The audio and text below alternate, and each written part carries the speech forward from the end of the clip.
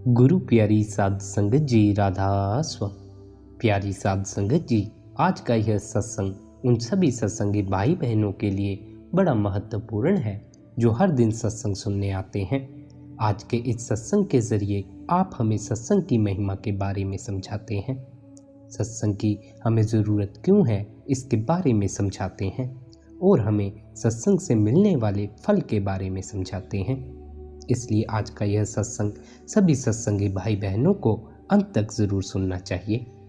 फरमाते हैं कि जीव को निर्मल बनाने और उसके भक्ति भाव को जुगाने के लिए सत्संग अत्यंत आवश्यक है, पर सत्संग या संतों की संगति बड़े भाग्य से प्राप्त होती है।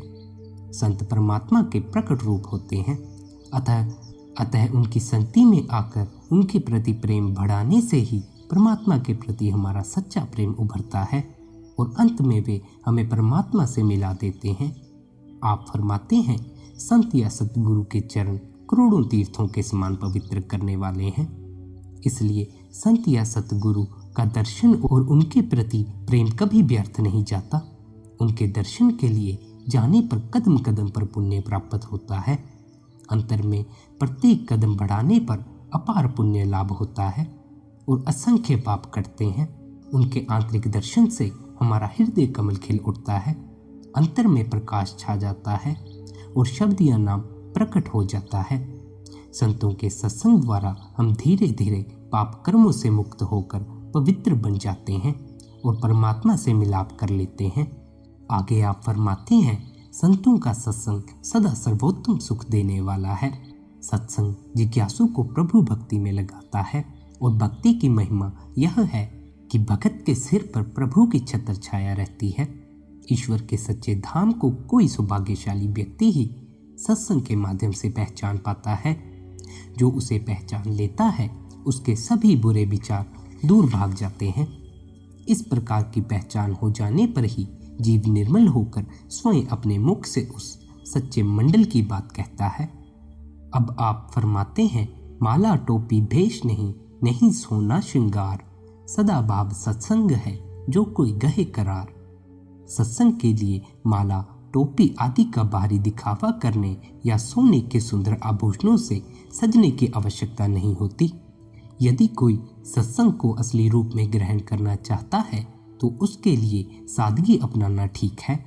साधु संतों के चरणों में करोड़ों तीर्थ हैं, अर्थात उनके पास आना ही करोड़ों तीर्थों के समान है। संतों के प्रति प्रेम और भक्ति जीव के सारे पापों को दूर कर देती है।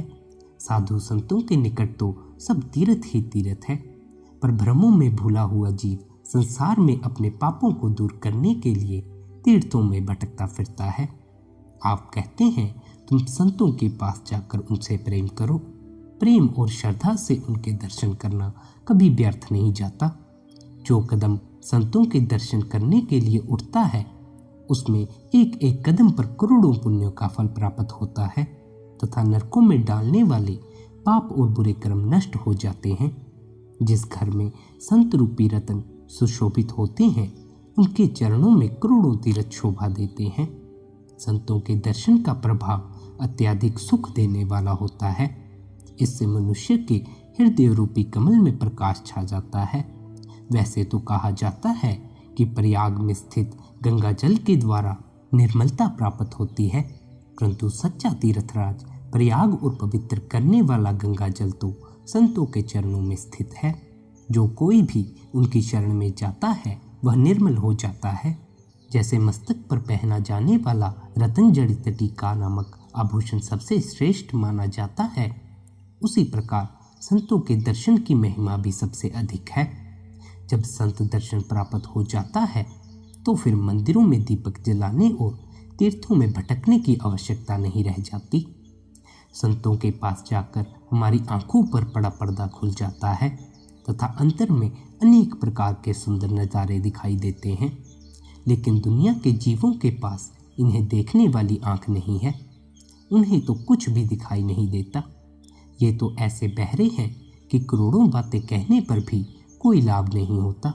ऐसे बेचारे संसारिक जीवों के पास ना तो अपने शरीर रूपी दर्पण में दिखाई देने वाली आंख खुली है और ना ही उनके बताए शब्द को सुनने वाले आंतरिक कान खुले हैं, जिसके कारण वे ना कुछ सुन पाते हैं और ना ही कुछ देख पाते हैं। फलस्वरूप वे संतों के वचनों को झूठ कहते हैं। आगे आप हमें सलाह देते हुए कहते हैं कि गुरु के चरण कमलों में जो आनंद और कल्याण के मूल हैं, अपने मन को भंवरे की तरह लीन कर दो। मन रूपी भंवरा जब गुरु के चरण कमलों के प्रेम रस में लवलीन हो जाता है तो इस कलयुग की पाप बुद्धि से किए गए कर्मों की चुभन से दूर हो जाता है। संत संसारिक भ्रमों को दूर करने वाले और पापों को मिटाकर आनंद प्रदान करने वाले होते हैं। इसलिए आध्यात्मिक, आधिदैविक तथा आधि भौतिक कष्टों को नष्ट करने के लिए संतों के चरण कमलों में अपने आप को नहला दो, अर्थात इनके चरण कमलों की शरण लेकर इनकी सेवा में लग जाओ। संत इन भौतिक आंखों से ना दिखाई देने वाले नाम को दिखा देते हैं। ऐ जीव, तू अपनी पलकें उघार कर देख, तेरे अंतर में नाम का निर्मल प्रकाश झलकता है। जो व्यक्ति संसार में संतों की बताई युक्ति से जीते जी मुक्ति प्राप्त कर लेता है, उसे परमात्मा का दर्शन हो जाता है। फिर आप फरमाते हैं, जो कोई साधु संतों के दर्शन के लिए जाता है, उसे कदम कदम पर करोड़ों तीर्थों के दान पुण्य का फल प्राप्त होता है। जैसे पारस का स्पर्श पाकर तांबा सोना बन जाता है और उसका भेद किसी को पता नहीं चलता, वैसे ही संत का दर्शन मिलने के बाद जब जीव को उनका आंतरिक स्पर्श प्राप्त होता है तो वह परमात्मा बन जाता है। मनुष्य जीवन दुखमय है, परंतु शील के सागर सतगुरु इसी जन्म में उसे उत्तम मुक्ति का मार्ग बताते हैं। यदि कोई दुष्ट व्यक्ति भी संतों की सेवा करे तो उसे भी प्रभु भक्ति का श्रेष्ठ फल प्राप्त होता है। संतों की शरण में जाने पर मनुष्य जीवन के चारों पुरुषार्थ अर्थात धर्म, अर्थ, काम और मोक्ष इसी संसार में प्राप्त हो जाते हैं। मूर्ख लोग इस संसार के भ्रम को नहीं समझ पाते। वे आवागमन के चक्कर में पड़कर बार बार जन्म लेते हैं तथा मृत्यु का कष्ट भोगते हुए पछताते हैं। संसार के आवागमन के चक्कर में पड़े उनकी स्थिति वैसी ही है जैसे रहट में पानी निकालने के लिए लगी हुई घड़ियां। रहट के घूमने के साथ साथ एक एक करके कुएं में डूबती तथा निकलती रहती है। पशु के समान जीवन बिताने वाले ऐसे लोग ना तो परमात्मा का ज्ञान प्राप्त करते हैं और ना ही साधु संतों को पहचान पाते हैं। वे तो संतों के वचन सुनकर अपने कान बंद कर लेते हैं। ऐसे लोग जिनके हृदय में दया भावना नहीं और जो जीव मात्र के प्रति पीड़ा का अनुभव नहीं करते, यमराज के हाथ में पड़कर कष्ट भोगते हैं। अब आप सत्संग से मिलने वाले लाभ के बारे में बताते हुए फरमाते हैं, संतों की संगति में जाने पर ही हमें उनसे शब्द या नाम का भेद प्राप्त होता है, जिसके अभ्यास से चित्त निर्मल होता है। संतों के सत्संग के प्रभाव से हमारे हृदय की मैल उतर जाती है, आंतरिक कमल खिल उठता है, हमारी कुबुद्धि नष्ट हो जाती है और भक्ति, विवेक तथा वैराग्य का उदय हो जाता है। जैसे पारस मणि के संपर्क से लोहा सोना बन जाता है, स्वाति की बूंद को पाकर सीप मोती से भर जाती है, मलयागिरी चंदन की सुगंधि से आसपास के वृक्ष चंदन बन जाते हैं और फूल की सुबास से तिल का तेल सुगंधित फुलेल बन जाता है। ठीक वैसे ही सत्संग के प्रभाव से दुष्ट भी महात्मा बन जाते हैं। इसके विपरीत बुरी संगति में पड़कर सज्जन भी दुर्जन बन जाते हैं।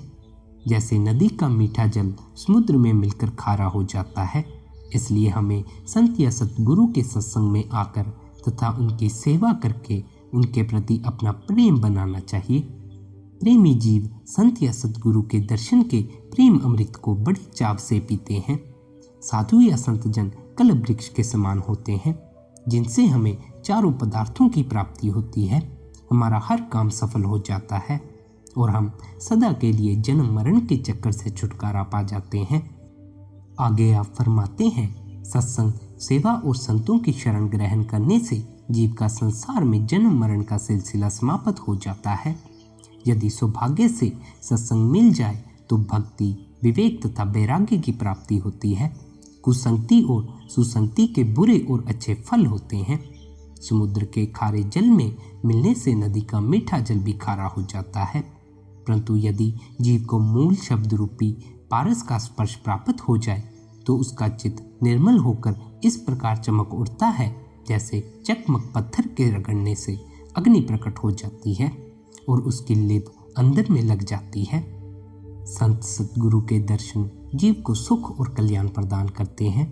वे उसके अंतर में अपने पवित्र दया के पात्र से प्रेम रूपी अमृत डालते हैं।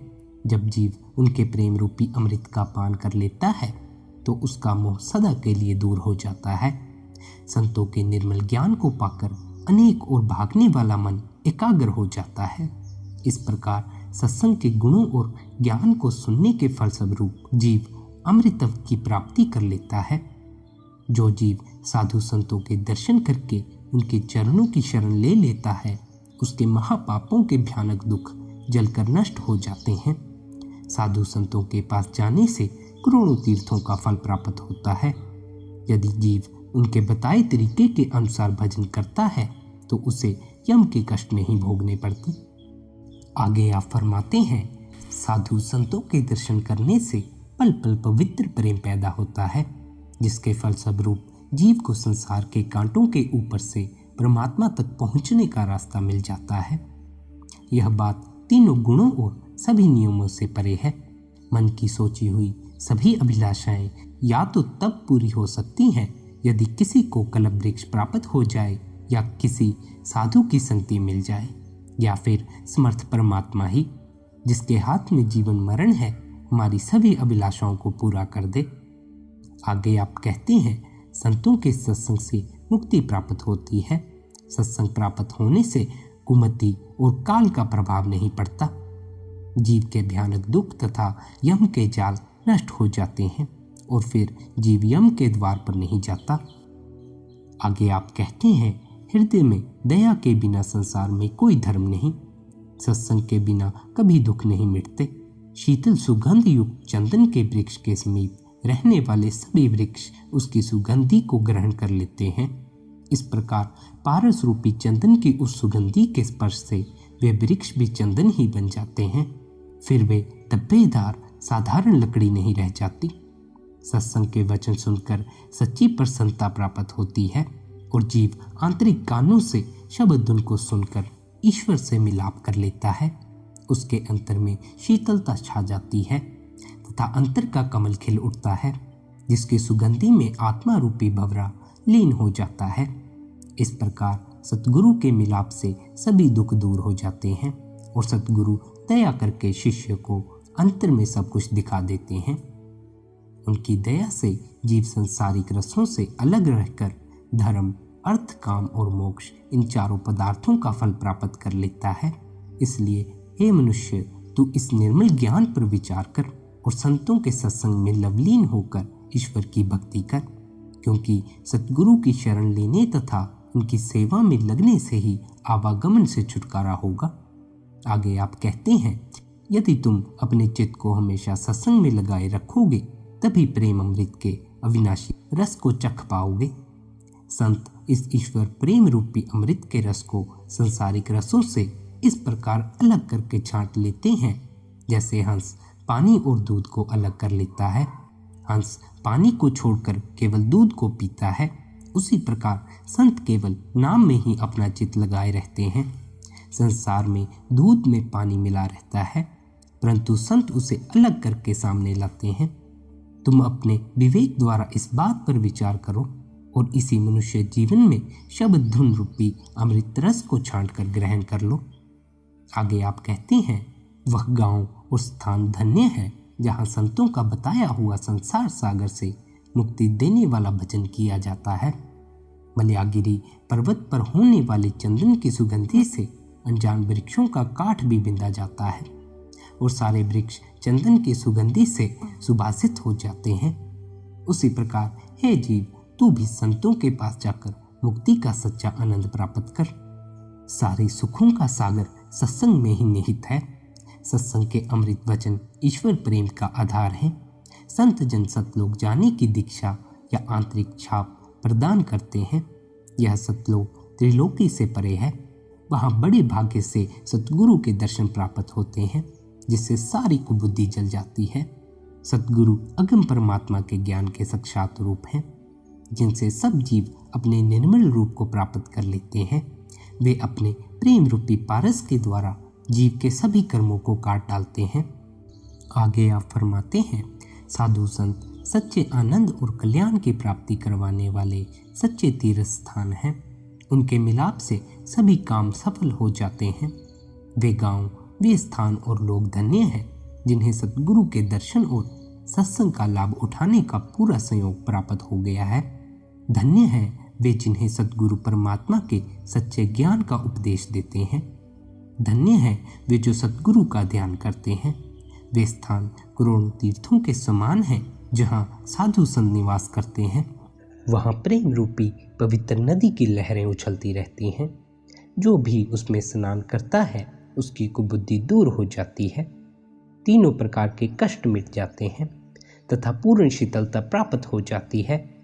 जिस प्रकार आंतरिक मणि के प्रकाश के सामने दीपक फीका पड़ जाता है और जगमगाते सूर्य का प्रकाश भी धीमा पड़ जाता है, उसी प्रकार सद्गुरु की प्राप्ति होने पर अन्य सभी संसारिक सुख फीके लगने लग जाते हैं। परमात्मा की प्राप्ति का यह सुख केवल संतों के पास ही मिलता है। उनके पास जाकर जीव के अंतर की मैल धुल जाती है और अज्ञान रूपी अंधकार नष्ट हो जाता है। ऐसे संतों की प्रशंसा शिव जी, नारद जी, ब्रह्मा जी, पार्वती जी तथा गणेश जी भी करते हैं। साधु संतों की महिमा सागर में भी नहीं समा सकती। वेद भी उनकी महिमा करते हुए थक गए हैं, अतः उनके गुणों का वर्णन नहीं किया जा सकता। उनकी संगति से परमार्थ रूपी घी की सुगंधी आ जाती है तथा जीव की सारी मैल दूर हो जाती है। साधु संतों का दर्शन ही वह अमृत है जिसके द्वारा जीव के पाप और दुष्कर्म नष्ट हो जाते हैं। पर संसार के असंख्य लोगों में से कोई सूरमा ही इस अमृत का पान करता है। आगे आप फरमाते हैं, संतों का सत्संग सदा के लिए सुख प्राप्त करने का साधन है। सत्संग में जाने का यह कार्य करके मैंने दुखों के मूल कारण को ही मिटा दिया है। मेरे सतगुरु प्रेम के मंदिर हैं जहाँ ईश्वर प्रेम रूपी अमृत की प्राप्ति होती है। मैंने उनके चरण कमलों को अपनी आंतरिक आंख में बसा लिया है, अर्थात उनमें प्रीत लगा ली है। सदा साधु संतों का गुणगान करने में ही सच्ची कीर्ति है। ऐसा करने वाले लोगों का जीवन धन्य है और उनका जन्म सदा फलदायक है। जब संतों के साथ मिलाप करके हृदय में एकता आ गई तो मैंने अन्य सभी टंटे बखेड़े दूर फेंक दिए। इसी प्रकार हम सभी को चाहिए कि हम भी अपनी लिव सद्गुरु से जोड़ें, उनके द्वारा दिए गए भजन सिमरन से जोड़ें। आगे आप सत्संग से मिलने वाले फल का व्याख्यान करते हुए फरमाते हैं, संसारी जीव संतों के सत्संग से दूर रहते हैं। इससे उनकी आंतरिक आंख और कान बंद पड़े रहते हैं। संतों के दर्शन के बिना सच्चा ज्ञान प्रकट नहीं होता और उन्हें कभी भी आवागमन के चक्कर से छुटकारा नहीं मिलता। जैसे लालची बंदर तंग मुंह वाले बर्तन से अन्न निकालने में अपनी अन्न से भरी हुई मुट्ठी को ढीली न करने के कारण अपने हाथ को उसमें फंसा लेता है और पकड़ा जाता है, उसी प्रकार संसारिक विषय वासनाओं के मुंह में पड़ा हुआ जीव अपनी संसारिक आसक्ति कम न करने के कारण अपने को काल के जाल में और कसकर फंसा लेता है और काल द्वारा पकड़ा जाता है। संसार की लुभानी वस्तुओं के लोभ में पड़कर जीव काल के चंगुल में फंस जाता है। सत्संग रूपी अमृत के सरोवर का सुख छोड़कर संसारी जीव विषय तुल्य विषयों के समुद्र में डूबते हैं और काल के हाथों घोर कष्ट पाते हैं।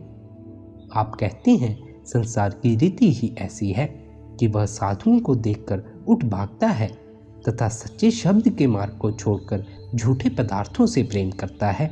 जो साधुओं से दूर भागता फिरता है, आंतरिक आंख के न खुलने से वह अंधे के समान है। उसके पाप और दुष्कर्म इतने बढ़ जाते हैं कि वह सच्ची बात सुन ही नहीं पाता। जो मनुष्य सत्संग रूपी अमृत के सरोवर को छोड़कर विषय रूपी विषय के सरोवर में निवास करता है, वह संसार से मुक्त होने के अवसर को खो देता है। जो मनुष्य संतों के पवित्र प्रेम को छोड़कर विषय विकारों के रस की याचना करता है, वह 84 लाख योनियों में बार बार शरीर धारण करता है। जो संतों के दर्शन के महत्व को नहीं मानते, ऐसे लोग सचमुच ज्ञान विहीन हैं। उनका ज्ञान तो अधूरा समझना चाहिए। अब आखिर में आप फरमाते हैं, जो लोग संतों के पास नहीं जाते वे नितांत दुखी रहते हैं। जैसे बंदर अपनी मुट्ठी कसकर बांधने के कारण तंग मुंह वाले बर्तन में अपना हाथ फंसा लेता है, उसी प्रकार जीवों को फंसाने के लिए भी यम ने बड़ा जबरदस्त जाल फैला रखा है। पर जैसे मृग अपनी कस्तूरी की मादक गंध के नशे से बवाल हो जाता है, वैसे ही जीव अपने अज्ञानवश अंधा हो जाता है और अपने निकट पड़े फंदे को नहीं पहचान पाता। अज्ञान में पड़कर बुरे कर्म करने वाले जीवों को शक्तिशाली काल अपने जाल में फंसा लेता है। जो लोग नाम का भजन नहीं करते वे तो मानो नाम के अमृत को छोड़कर शराब पीते रहते हैं। ऐसे लोग अपने अंदर विष धारण करने वाले विषधर के समान हैं। जो लोग जीव मात्र के प्रति दया भाव के धर्म का पालन नहीं करते, ऐसे जीवों को निर्दयी यम घोर कष्ट देता है। सतगुरु का कहा यह वचन प्रमाणिक सत्य है कि सतगुरु के दिए हुए ज्ञान को मनुष्य जब अपने कानों से सुनता है और उसे अंतर में बसाता है, तभी उसकी मुक्ति की चाह पूरी होती है, अर्थात उसे मुक्ति का सुंदर फल प्राप्त होता है। गुरु साहिब फरमाते हैं कि हम केवल उस काम में ही किसी पर निर्भर होते हैं जो किसी भी हालत में हम खुद नहीं कर सकते। संसार में किसी अज्ञानी को ज्ञानी से हर प्रकार का ज्ञान प्राप्त हो सकता है। बच्चे के सबसे पहले शिक्षक उसके माता पिता होते हैं। स्कूलों और कॉलेजों में हर विषय के अलग अलग योग्य अध्यापक या प्रोफेसर होते हैं। विज्ञान, संगीत, इंजीनियरिंग, डॉक्टरी आदि की पढ़ाई व्यवहारिक अनुभव और प्रशिक्षण आदि योग्य शिक्षकों की देखरेख में होता है।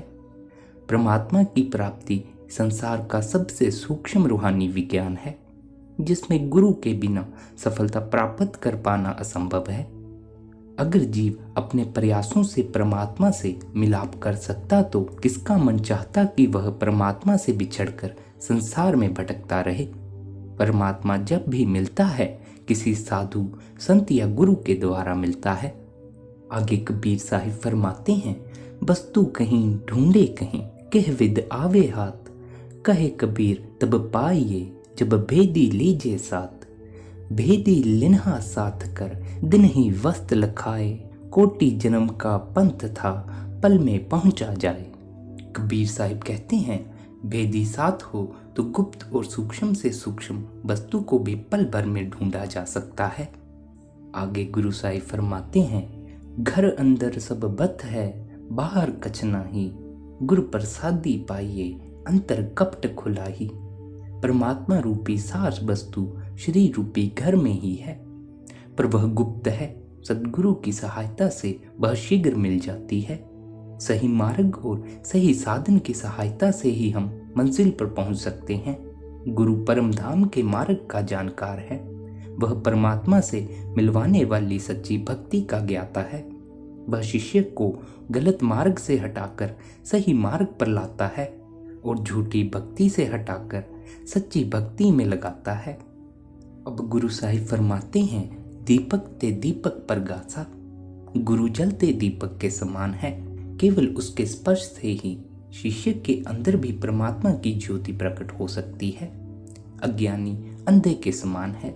सतगुरु का ज्ञान चक्षु खुला हुआ है। उसकी सहायता के बिना शिष्य का परमात्मा के दर्शन करने वाला ज्ञान चक्षु नहीं खुलता। सतगुरु आत्मा के परमात्मा से बिछड़ने का ताप दूर करने वाला हकीम और मन रूपी तकली की बांक निकालकर इसे परमात्मा की भक्ति में लाने वाला लुहार है। सतगुरु बिछड़े हुए कंत से मिलाप करवाने वाला मित्र, प्यारा और परम धाम का वकील है। संसार का सबसे अधिक शक्तिशाली और बुद्धिमान व्यक्ति भी अपने आप समुद्र को पार नहीं कर सकता। सतगुरु भवसागर से पार कराने वाला जहाज है। वह कपड़े की मैल को दूर करने वाला धोबी, मन रूपी हथियार को चमकाने वाला सिकलीगर तथा मन रूपी लोहे को गर्म करके उससे हथियार बनाने वाला लुहार है। सतगुरु वह कुम्हार है जो मन रूपी बर्तन बनाते समय बाहर से चोट मारता है पर अंदर हाथ का सहारा देता है। श्री गुरु नानक देव जी ने ओ सतगुरु प्रसाद का उपदेश दिया है। परमात्मा की प्राप्ति सतगुरु का प्रसाद है। वह सतगुरु की कृपा, रहमत या दया मेहर से मिलता है। संत सतगुरु परमेश्वर का रूप होते हैं। वे सतलोक रूपी मानसरोवर के हंस होते हैं जो जीवों के उद्धार के लिए मृत्युलोक में आते हैं। आगे गुरु साहिब फरमाते हैं, कर्म भार सिर ऊपर लादा, घेरे फिरे काल का फ्यादा। अनादिकाल से मन माया के देश में आया जीव कर्म अधिक करता है, लेकिन उनका फल कम भोगता है। अनगिनत जन्मों के अनेक बिना भोगे कर्मों का ऋण उसके सिर पर है। वह पूरी तरह 84 के जाल में फंसा हुआ है। हजूर स्वामी जी महाराज फरमाते हैं कि सतगुरु की सहायता के बिना कर्मों का जाल तोड़ पाना कठिन ही नहीं, असंभव है। सतगुरु शरण गहो मेरे प्यारे, कर्म जगात चुकाए। आप आत्मा की वर्तमान अवस्था और उसके छुटकारे के साधन का वर्णन करते हुए कहते हैं, जीवों को जाल में फंसा देखकर पूर्ण संत जो परमात्मा का रूप होते हैं, संसार में जीवों की सहायता के लिए आते हैं। वे अचेत जीवों को चिताते हैं और उन्हें सच्ची भक्ति के मार्ग का भेद देकर भवसागर से पार ले जाते हैं। पूर्ण साधु परम पुनीत होता है। जहाँ भी उसके पवित्र चरण पड़ते हैं, सारा वातावरण निर्मल हो जाता है। इसलिए हमें लोक जाल और अहंकार का भाव त्याग कर पूर्ण संतों की शरण प्राप्त करनी चाहिए, क्योंकि वह धर्मराज का ऋण चुकाने का अचूक साधन है। जिस जीव को संत सतगुरु अपनी शरण में ले लेता है, उस पर अपनी छाप लगा देता है। धर्मराज या उसके दूत उस आत्मा से कर्मों का कर वसूल नहीं कर सकते। परमात्मा की भक्ति का एकमात्र सच्चा साधन नाम है। वह नाम हमारे अंतर में गुप्त है। उसे प्रकट करने की युक्ति संत सतगुरु से प्राप्त होती है। नाम भक्ति के बिना प्रभु की प्राप्ति नहीं हो सकती और सतगुरु के बिना नाम भक्ति नहीं हो सकती। अनादिकाल से यह नियम चला आ रहा है कि भवसागर में गोते खा रही आत्माओं को गुरु रूपी मल्ला नाम की बेड़ी पर चढ़ाकर पार उतारता है। जीव मन और बुद्धि द्वारा कितने ही प्रयत्न क्यों न कर ले, पूरे सतगुरु की सहायता के बिना वह कभी परमात्मा के नाम की प्राप्ति में सफल नहीं हो सकता। राम नाम का जो अमूल्य धन कमाने के लिए जीव संसार में आता है, वह केवल संत सतगुरु से प्राप्त होता है। परमात्मा ने संतों के सिवाय कोई अन्य दाता संसार में पैदा ही नहीं किया जो नाम की दात बख्श सके। केवल संतों की कृपा द्वारा ही सच्चे नाम की आराधना और परमात्मा से मिलाप के सच्चे सुख की प्राप्ति हो सकती है। 9 सिद्धियों से परिपूर्ण परमात्मा का नाम काया के अंदर ही है, पर सतगुरु के उपदेश पर अमल करने से ही वह मिल सकता है। उस परमात्मा ने स्वयं अपने साथ मिलने की विधि बनाई है कि वह मिलता है तो केवल नाम के द्वारा मिलता है, और नाम जब भी मिलता है पूर्ण सतगुरु से मिलता है। गुरु रविदास जी फरमाते हैं, बाहर खोजत जन्म गवाए, उन मन ध्यान रहे घट आप। शब्द अनाहद बजत घट में, अगम ज्ञान बहु गुर प्रताप। संत मत में परमात्मा की भक्ति और परमात्मा की प्राप्ति के लिए सत्संग को अनिवार्य माना गया है। पूर्ण संत की संगति के बिना मन से शंका और भ्रम दूर नहीं होते, न परमात्मा की भक्ति के सच्चे मार्ग का पता चलता है और न ही भक्ति के लिए सुखद वातावरण प्राप्त होता है। परमात्मा का भक्त परमात्मा की भक्ति का प्रत्यक्ष रूप होता है।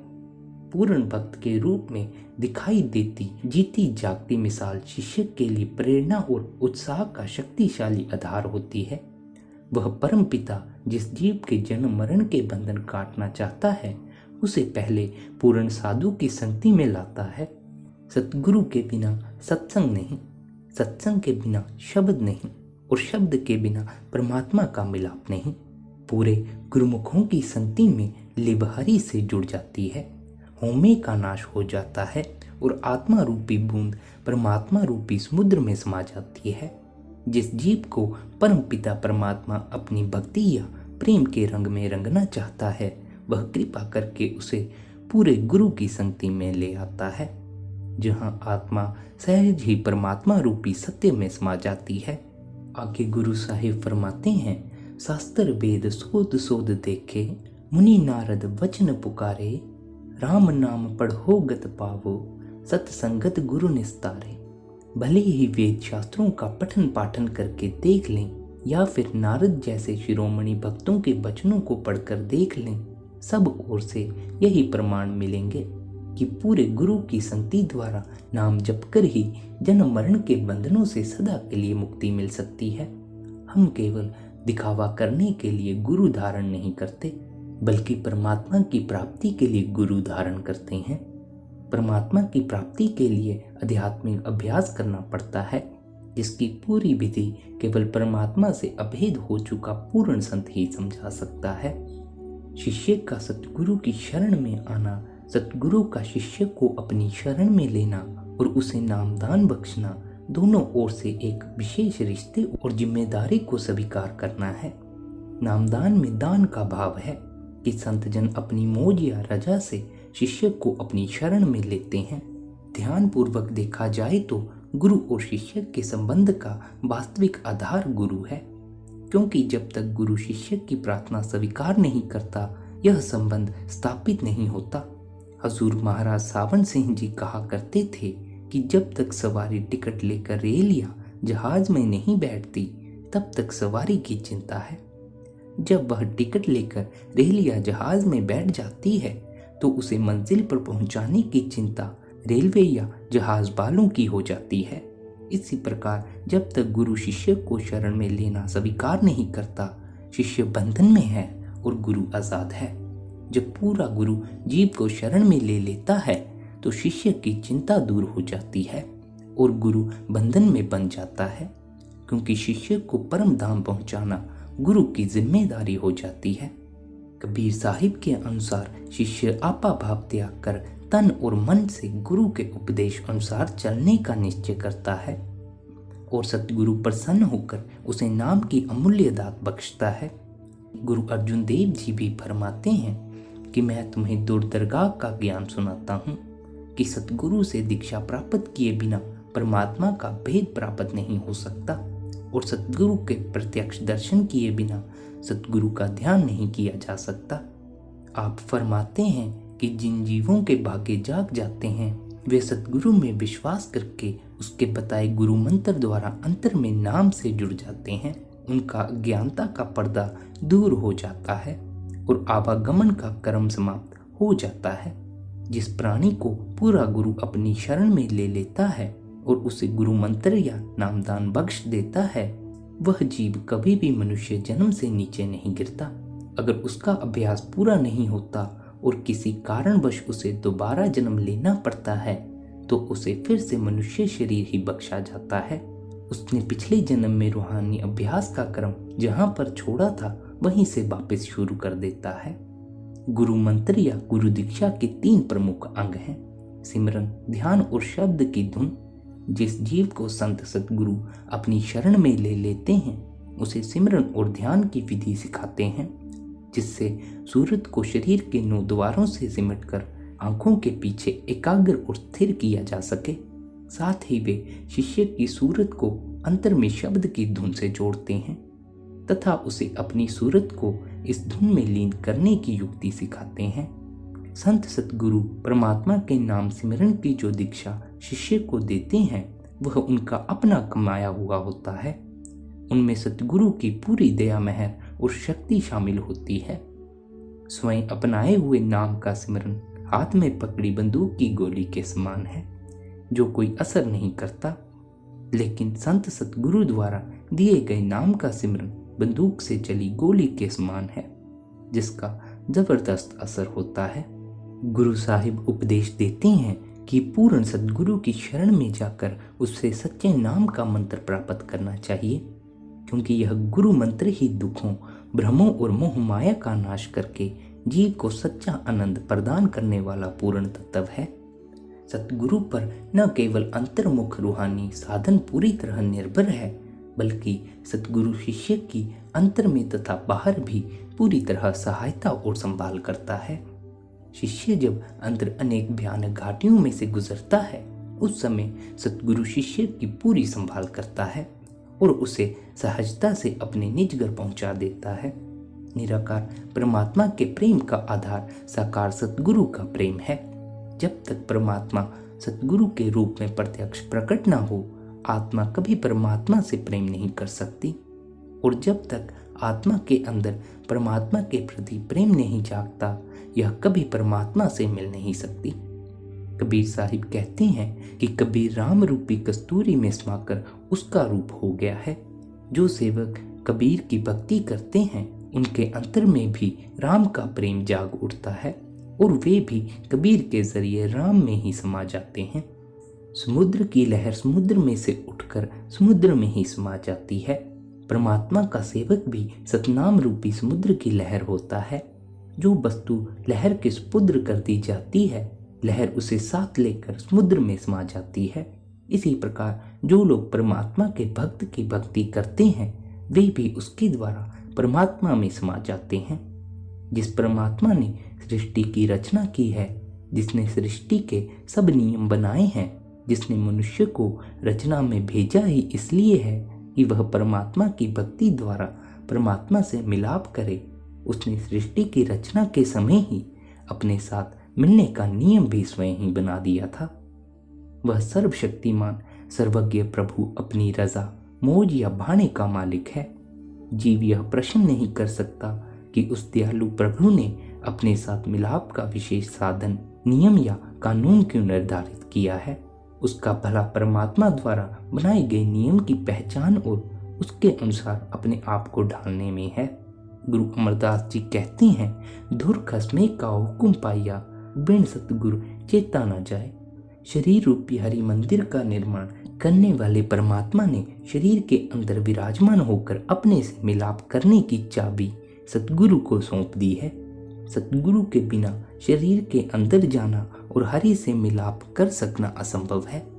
गुरु साहिब आगे फरमाते हैं कि मत को ब्रह्म भूले संसार, गुरु बिन कोई न उतरस पार। गुरु साहिब सावधान करते हैं कि कोई इस भ्रम का शिकार न रहे कि वह सतगुरु के बिना भवसागर से पार हो जाएगा।